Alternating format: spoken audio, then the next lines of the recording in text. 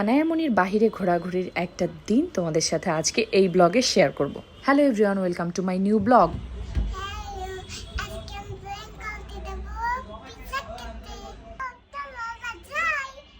অনেকদিন ধরে আনায়ামনি খুব করে চাচ্ছিল প্লেগ্রাউন্ডে যেতে, কিন্তু আমাদের সময়ের কারণে আমরা ওকে নিয়ে যেতেই পারছিলাম না। তাই আজকের এই দিনটা শুধুমাত্র আনায়ামনির জন্য আমরা বের হয়ে চলে যাই আমাদের বাসার কাছে শিয়া মসজিদের পাশে একটা বাবুল্যান্ডে।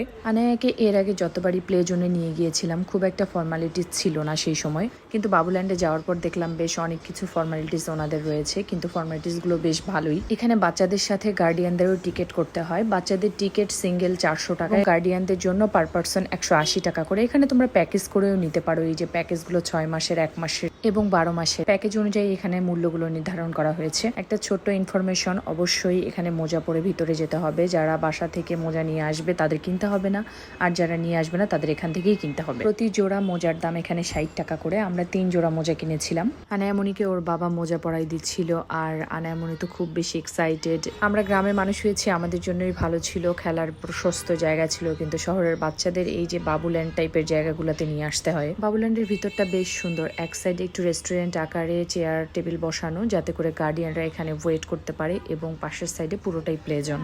আনায়ামনি ভিতরে গিয়েই পুরো অবাক হয়ে গেছে। সে কোনটা থেকে কোনটাতে উঠবে সে নিজেই দিশেহারা হয়ে গেছে। একবার গাড়িতে উঠতেছে, একবার মানে ও একদম পুরা দৌড়াদৌড়ির উপরে টানা 2 ঘন্টা ছিল।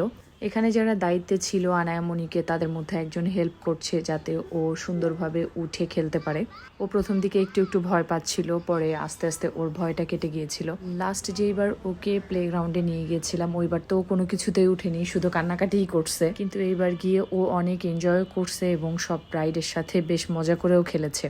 400 টাকা টিকিটের মধ্যে ভিতরের সকল রাইড ইনক্লুড রয়েছে। সময়সীমা 2 ঘন্টা। যখন থেকে টিকিট কাটা হবে তারপর থেকে টাইম স্টার্ট হবে।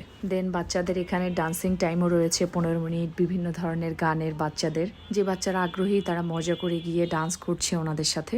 এখানে ভিতরে চাইলে তোমরা স্ন্যাক্স, কফি খেতে পারো। আমার বেশ মাথাটা ধরেছিল, তাই আমি একটা ক্যাপাচিনো খেয়ে নিয়েছিলাম, কিন্তু প্রাইসটা তুলনামূলক বাহিরের থেকে একটু বেশি। দেন বাচ্চাদের সকল গার্ডিয়ানদেরকে নিয়ে কর্তৃপক্ষ থেকে একটা গেম শোর অ্যারেঞ্জ করা হয়। এই ব্যাপারটা বেশ ইন্টারেস্টিং, এবং আমাকে যখন বলল তখন আমি বেশ এক্সাইটেডও ছিলাম। দেন আমি গেমের মধ্যে ফার্স্ট হই এবং গিফট হিসেবে এই মাসাজটা আমি নেই। আমাদের টাইম 2 ঘন্টা শেষ হওয়ার পর আনায়া আসার সময় এই ডলটা নেওয়ার জন্য কান্নাকাটি। দেন ওর বাবা ওকে ডলটা কিনে দেয়। আমরা বাবুল্যান্ড থেকে বের হয়ে চলে যাই পিৎজা স্কোয়ারে, কেননা আনায়ামনির সাথে কমিটমেন্ট ছিল যে ওকে বাবুল্যান্ড থেকে বের হয়ে আমরা পিৎজা খাওয়াবো। দেন আমরা একটা পিৎজা এবং পাস্তা অর্ডার করে নিই। খাবারের প্রাইস অনুযায়ী কোয়ালিটিটাও আমার কাছে খুব বেশি ভালো লাগেনি, এবং কোয়ান্টিটিটাও অনেক বেশি ছিল না। আজকের মতো এই পর্যন্তই। দেখা হবে নেক্সট কোনো ভিডিও বা ব্লগে। সে পর্যন্ত সবাই ভালো থেকো। Do like, comment, share and follow please.